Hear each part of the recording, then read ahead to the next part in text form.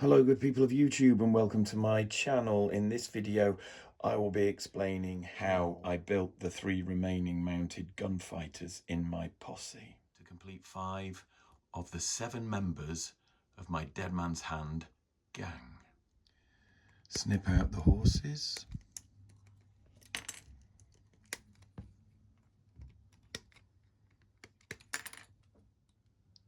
Clean off the detachment scars, making sure they don't interfere with any surfaces that will need gluing to another surface.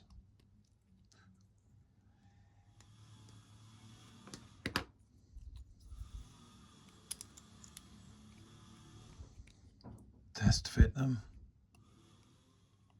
Apply some glue.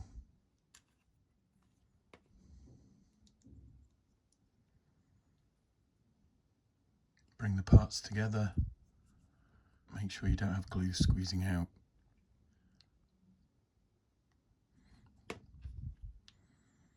Attach the head. Glue the feet. Stick to a base. Try and make sure the horse is more or less in the middle. Rinse and repeat. And there are 3 more horses to add to my collection. Okay, so in my gang of 7, I've got these 3 male gunfighters remaining, and they all need to be built as a mounted version to go on the horses. I've done a build in a previous video, so I won't repeat the process here. Please check that out if you haven't seen it already. But I am just going to talk about some of the steps that I've taken to make sure I get interesting and identical models on horseback. This guy was fairly straightforward. It was just a case of identifying all the parts that I needed on the sprue that came in the Mounted Gunfighters box. So I found the head, I found the torso with the jacket and a pair of legs. I'll clean these up and glue them together, and then pick the arms that I need to recreate this chap here. Okay, this gunfighter was a bit more interesting because he has some kind of scarf or bandana or something around his neck, and I've already used this head on another model here, so I didn't want to overdo it.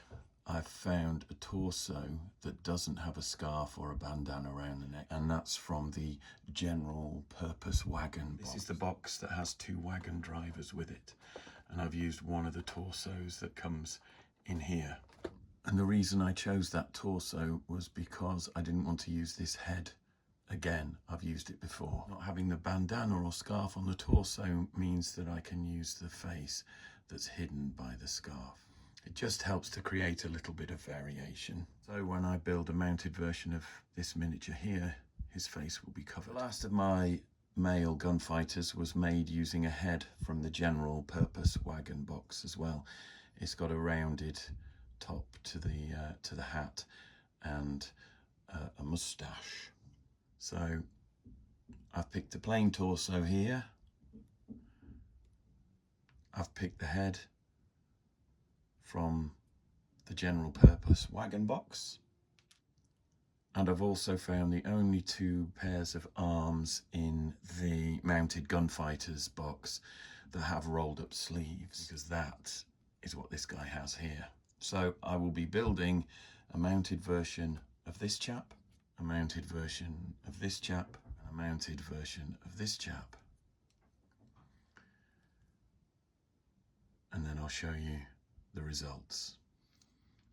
Okay, so just a point that's worthy of note: whilst building the mounted version of this guy here with the money bags or the satchels or whatever, I've had to put a twist or a turn in the torso to give clearance for the satchels or the money bags to actually hang beside the legs. So we can see how that looks on horseback.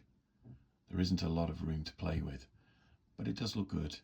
And it does mean I can keep the same pose and the same bits of equipment or accessories on this figure when I do the mounted version.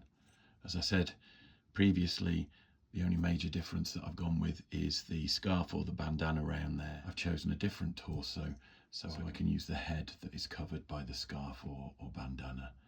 So I'll finish making this figure, but that was just something I wanted to point out.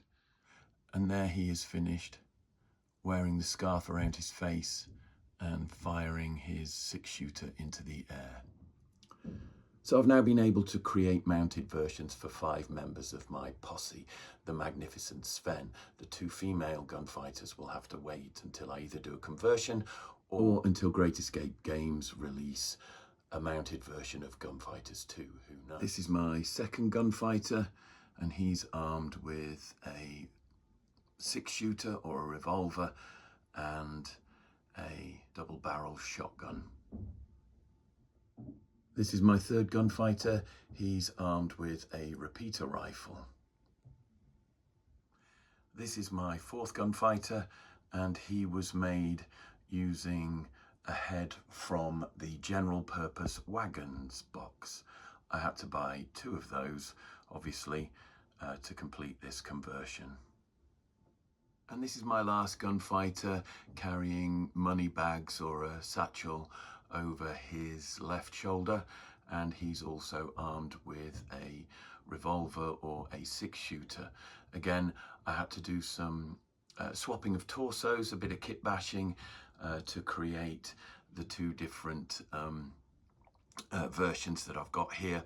One on foot with the scarf and the bandana around his neck, the other with a scarf or bandana over his face. And in order to achieve this, I used a torso from the General Purpose Wagon box because it was identical to the gunfighter torso I used, minus the bandana.